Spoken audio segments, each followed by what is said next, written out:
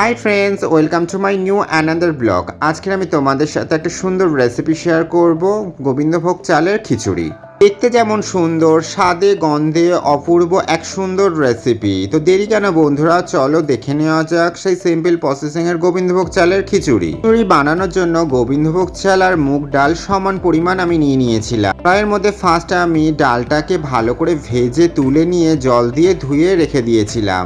তারপর গরম কড়ার মধ্যে 1 চামচ ঘি দিয়ে ধুয়ে রাখা গোবিন্দভোগ চাল ভালো করে ভেজে আমি চাল ডাল একসাথে মিক্স করে রেখে দিয়েছিলাম। অন্যদিকে হাঁড়ির মধ্যে জলটা গরম বসিয়ে তার মধ্যে চাল আর ডাল দিয়ে ভালো করে সিদ্ধ করে তুলে নিয়েছিলাম। তাতে তেল গরম বসিয়ে ফোড়নে গোটা গরম মশলা, তেজপাতা, পেঁয়াজ কোচা, লঙ্কা কোচা, আদা বাটা, জিরে, ধনে গুঁড়ো, হলুদ গুঁড়োর পেস্ট একসাথে দিয়ে মশলাটাকে কষিয়ে সিদ্ধ করে রাখা চাল আর ডাল দিয়ে মশলার সাথে মিক্স করে নিতে হবে। খিচুড়ি ফুটে উঠলে স্বাদ মতো চিনি আর 1 চামচ ঘি ছড়িয়ে খিচুড়ি নামিয়ে নিতে হবে। ডিম ভাজা বা আলুর দম যার সাথেই খাও না কেন, খেতে কিন্তু লাগবে অসাধারণ।